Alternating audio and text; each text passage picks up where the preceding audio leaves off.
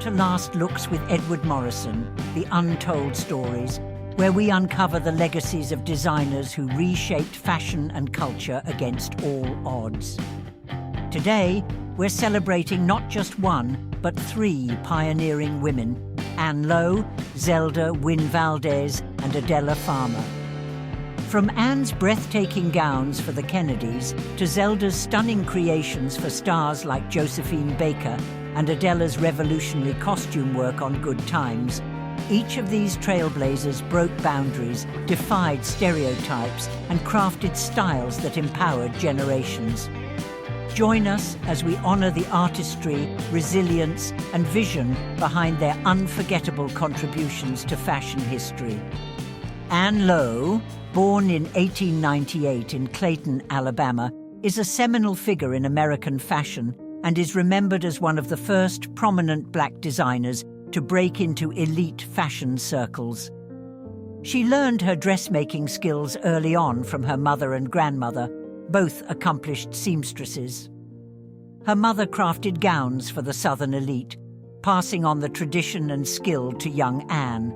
At age 16, after her mother's sudden passing, Anne completed her mother's final commission: 4 elaborate ball gowns for Alabama's First Lady. These gowns were so impressive that they marked the start of Lowe's career. Driven by her talent and ambition, Lowe moved to New York City and enrolled at the St. Taylor Design School, where she endured segregation as the institution had not realized they admitted a black student. Despite these racial barriers, she persevered and honed her skills, eventually opening her own salon, Anne Lowe's Gowns, in Harlem in 1950. Her intricate and glamorous designs quickly made her the dressmaker of choice for America's high society families, including the Rockefellers, the Roosevelts, and the DuPonts. Lowe became known as society's best-kept secret, largely due to her discretion and the reluctance of clients to publicly credit a black designer. Lowe was selective with her clients, reportedly stating, "I love my clothes, and I'm particular about who wears them. I'm not interested in sewing for cafe society or social climbers." One of her career milestones came in 1946 when she designed an Oscar dress for actress Olivia de Havilland.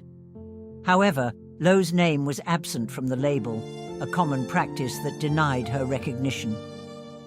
In 1953, Lowe created her most iconic piece, Jacqueline Bouvier's wedding dress when she married John F. Kennedy.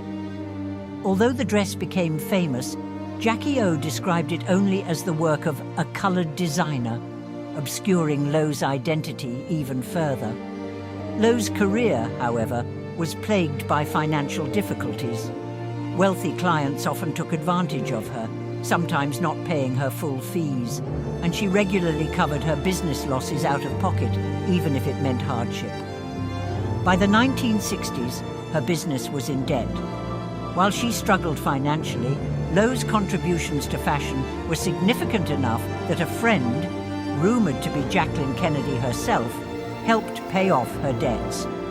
In 1968, Anne Lowe achieved another milestone as the first black designer to open a boutique on Madison Avenue. However, despite her undeniable talent and influence, her contributions were often overshadowed by racial bias.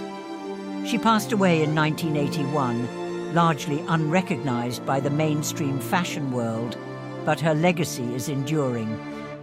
Today, Lowe's designs are celebrated for their meticulous craftsmanship, and she is honored as a trailblazer who opened doors for future generations of black designers.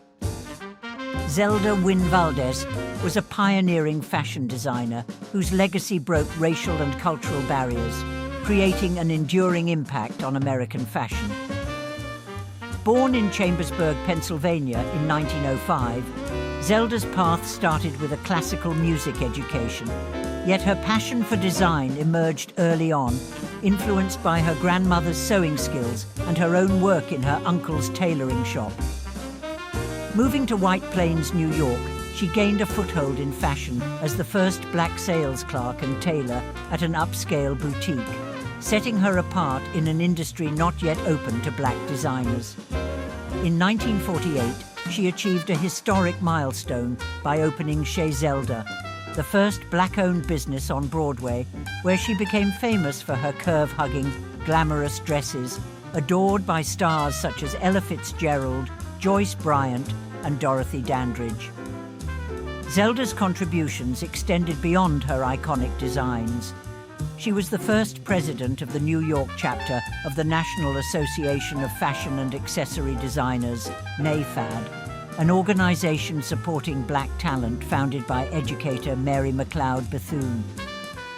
Her influence within NAFAD was instrumental in mentoring young designers and advocating for black professionals in fashion. Zelda's legacy grew further when Arthur Mitchell invited her to design costumes for the Dance Theatre of Harlem, where she worked for over 30 years. Known as the company's matriarch, her costume designs became central to the troupe's aesthetic, blending style and functionality with her signature elegance. Today, Zelda Wynn Valdes is celebrated not only for her artistry and impact on fashion, but for her role in uplifting black women and creatives, leaving a trailblazing legacy still honored by historians, designers, and cultural enthusiasts. Adela Farmar's career as a costume designer is a story of resilience and creativity that broke down barriers and set standards for authenticity in television. Known primarily for her work on Good Times, a 1970s sitcom about a black family navigating life in Chicago's South Side, Adela's designs became integral to the show's impact. When Good Times premiered, it offered an unprecedented look at urban black life, and Adela ensured the characters' wardrobes authentically represented that world. Her designs didn't just clothe characters, they told stories. Adela crafted looks for Thelma Evans, portrayed by Bernadette Stanis, that highlighted beauty, intelligence, and dignity, creating a style that became iconic. Her work with Stanis involved tailoring pieces to the actress's figure, giving Thelma a unique look that became both a fashion statement and a symbol of black pride and femininity. Adela's designs for Good Times represented a breakthrough in an industry with few opportunities for black professionals, especially in technical fields like costume design. With encouragement from Norman Lear, the show's creator, and support from the cast, she fought to join the Costumers' Union, overcoming the racial barriers that often kept black designers out. This breakthrough allowed her to contribute her talents to other shows, such as The Jeffersons, 227, and Sanford and Son, where her costume work continued to portray black characters with pride and sophistication. Her influence was not only about style, but also cultural authenticity, an element that resonated deeply with viewers. The Thelma look that she created became a popular fashion trend, inspiring young black women across America. Adela Farmar's work did more than define TV fashion. It was a powerful force for visibility, respect, and cultural pride that shaped television and influenced future generations.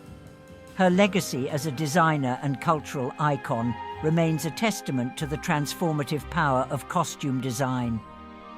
As we close today's journey through the legacies of Anne Lowe, Zelda Wynn Valdes, and Adela Farmar, let's take a moment to honor their courage, their artistry, and their profound impact on fashion and culture. These women laid the foundations, often quietly and without the recognition they deserved, so that future generations could step forward with pride and purpose. Their work reminds us of the strength it takes to break barriers and the beauty in creating spaces for those who come next. To the artists who came before us, we offer our deepest gratitude. You are the inspiration that fuels our dreams, and we carry your legacy forward in everything we create. Thank you for watching The Last Looks with Edward Morrison. Please subscribe and leave a comment to tell us what you think. See you next time.